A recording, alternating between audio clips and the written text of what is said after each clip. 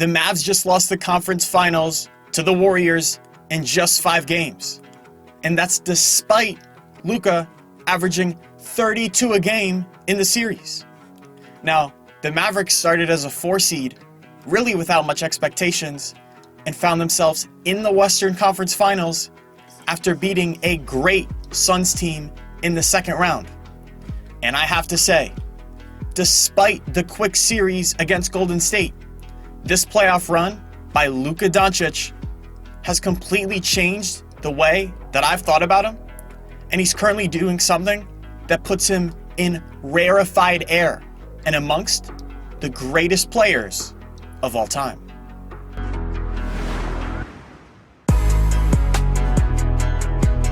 Hello everyone, welcome back to Into Sports. I'm your host Evan. Today we're talking Luka and the Mavs, but before I do me a big favor and click the subscribe button because, well, it would help me out a lot.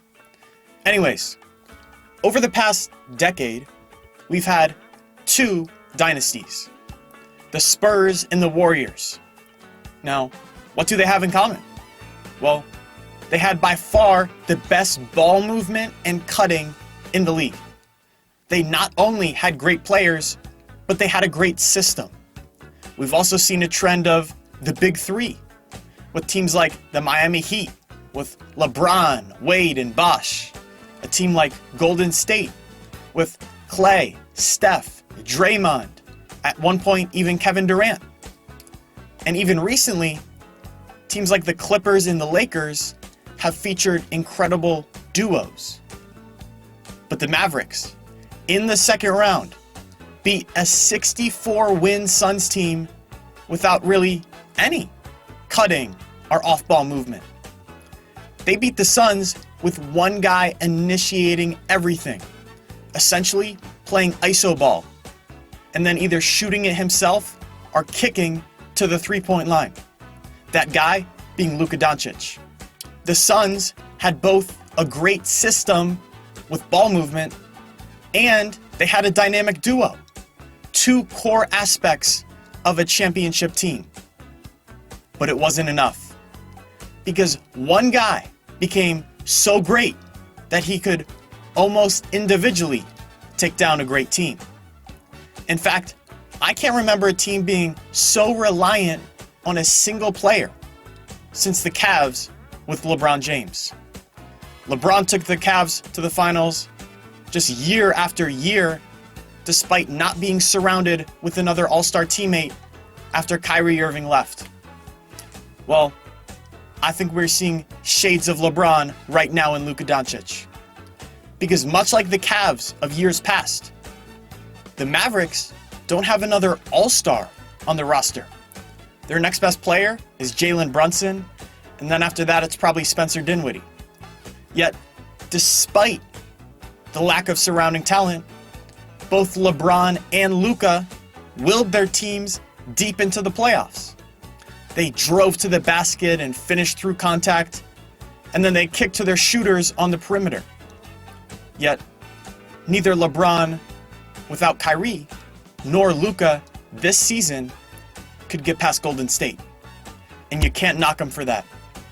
Golden State is just on a different level from the rest of the league right now. That's what we're seeing. And I know some people are knocking Luka for this series against the Warriors, but he averaged 32 a game with solid efficiency. And the Warriors were literally playing a box-in-one against him at times. In the NBA, you almost never see that. And people are still ripping Doncic because of this series. So you may have noticed that I included the word historic in the thumbnail of this video when referring to Luka's playoff run. And that's because when we look at the 10 highest usage rates in a single season,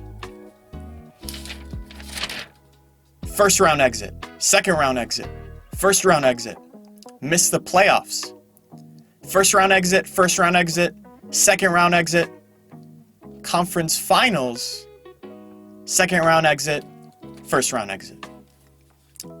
Luka is the only one on that list to reach the conference finals. Even Michael Jordan didn't get out of the first round dominating the ball like that. So when you hear the term one-man band, what Luka is doing is exactly that. And we haven't seen a ton of postseason success from one-man bands until now with Luka Doncic. Now, here's where the rubber meets the road. Do I think the Mavs can win a title with Luka being the only star? Well, actually I do. But I think it would be very difficult. Because as well as Luka has played, I still have a few questions.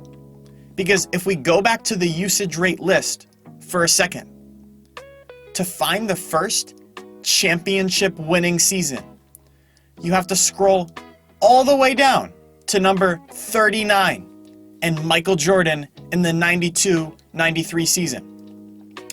Translation? To win a title, Luka is going to have to give up the ball more. It's amazing that he can get to the conference finals playing like that, but historically, that's not a championship winning formula. Now, the problem I see with Luka is that he's not a very good off-ball player. He shot just 32% on catch-and-shoot threes this season. For comparison, Russell Westbrook shot 30% on catch-and-shoot threes this season. Meaning that Luka is not an effective off-ball spacer. He's not someone like Steph Curry, where defenses are reluctant to help off of him, which clears the lane for his teammates to drive. And then also, he doesn't move without the ball much because he's not in the best shape. And then you add in the fact that Luka struggles on the defensive end, and you see that Luka needs to improve in a few different categories if the Mavericks are really going to be able to win a title without adding another superstar. And then they probably also need to upgrade their traditional center over Dwight Powell, and probably need one more guy who can really create their own shot as well. So Luka's playoff run was amazing and actually kind of historic. Nobody has dominated the ball that much and gotten that far in the postseason. And he even had to go through a 64-win Phoenix Suns team to get there. In a league of dynamic duos and big threes, the Mavs showed that an outstanding one can still get the job done.